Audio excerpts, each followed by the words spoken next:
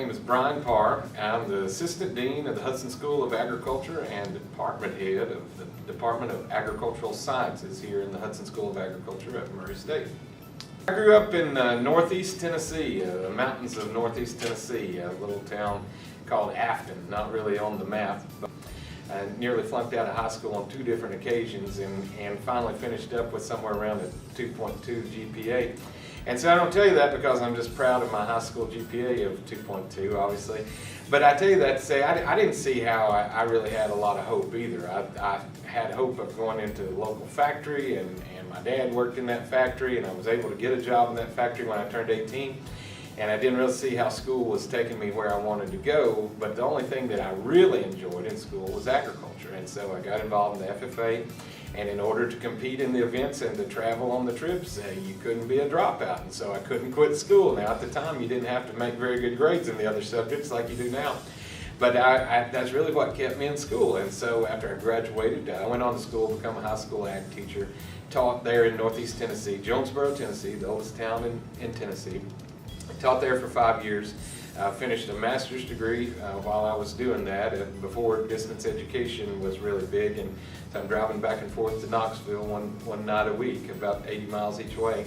And then went on to finish a PhD at Oklahoma State after I taught 5 years, and then came to Murray State and was here in agriculture teacher education for 2 years, and then did the same at the University of Georgia and at Auburn for 7 years before coming back here in 2015 as Department Head of Agricultural Science, which includes a whole vast array of academic programs, including agricultural business, agricultural education, of course agricultural communications.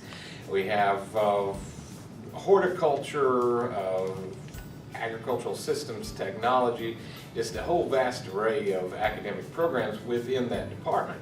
And so in order to provide leadership for that many different programs, it really keeps me on my toes of learning what's happening in the field of agronomy. I didn't mention agronomy just a second ago, but agronomy and soil science, and to understand where our professors are that are administering those programs. And so it takes a lot of conversations, a lot of talk with different professors and different students to understand what's happening in a really diverse department. And of course all of those people have really diverse needs, and so I feel like it's my job to try to meet those needs, because we have great people that want to do great things, and I just need to make sure that they have the opportunity to do those things. Maybe I get to see more of the big picture in administration than I did as a professor, but you see that big picture of where you see a student come in as a freshman, and then you see them in their internships and as they get ready to exit into the profession, and then I see them later on as alum that come back, that give back to the program,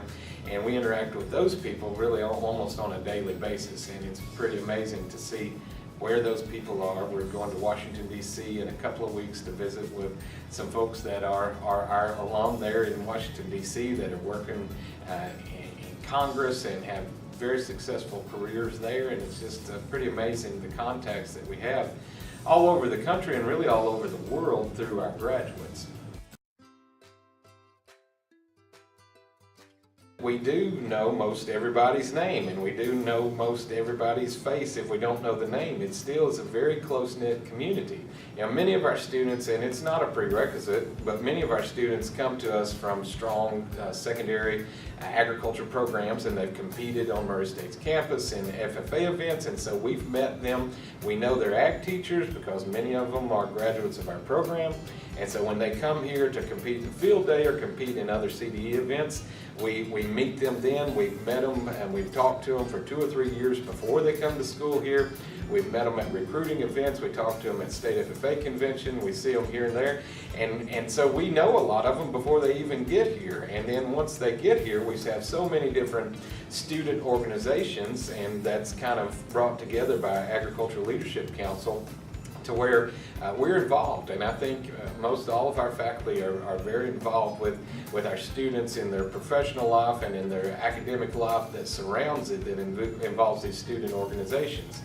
And so those relationships, all the way up through helping you decide where to go to an internship, to helping you practice for an interview for that internship. It's very hands-on, and I enjoy that. I think it's very involved in terms of we would not want to farm out a lot of our teaching to the graduate students or for adjuncts to do it so that we lost that contact with the student. That's really our strength, is that contact with the student. Okay, so my goals for the Hudson School of Agriculture, really, a lot of it has to do with maintaining excellence. And 2 or 3 years in a row having outstanding seniors named at the university that come from the Hudson School of Agriculture.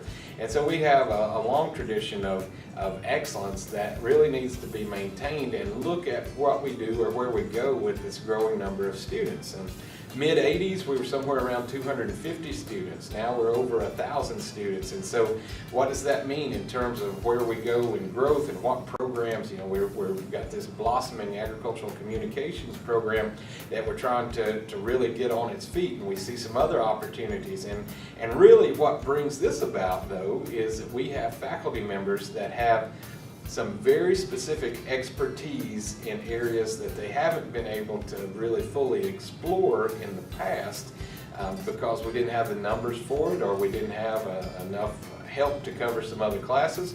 And so my goals are to keep up with what we've established, to keep up with agriculture. You know, it's an extremely fast-paced industry that technology changes constantly, and we have to do an even better job of pairing with industry, partnerships with industry, so that we are on that fast-paced train instead of being left behind by it. And we've got several programs in the works where we're pairing with industry so that we come along with them and allow them to show us what they need in their future employees and our graduates. What makes it all worth it to get out of bed and come here every day is the success of our students. And you know, you talk to a few students that have gone on and realized their dreams through their careers that have been made possible, and it wasn't because we peeled their head open and filled them full of stuff that just automatically made them great agriculturalists. They put a lot of time and a lot of hard work into it, but we give them the opportunity. You know, we give them the opportunity to study what they loved and to get into a field that they love.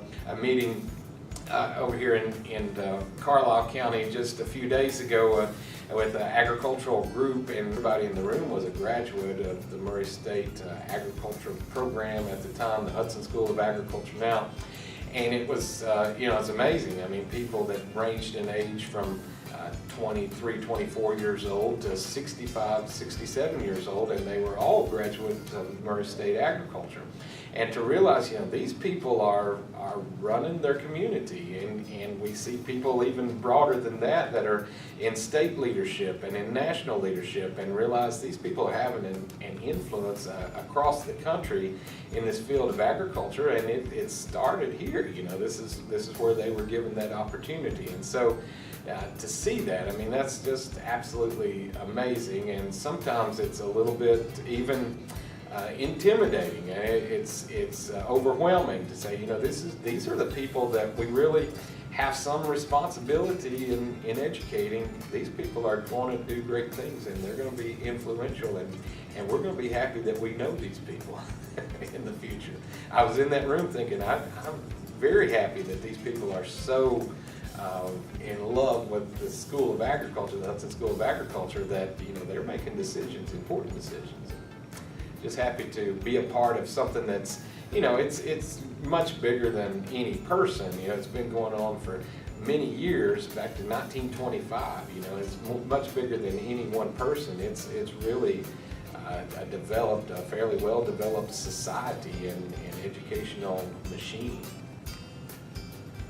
You're going.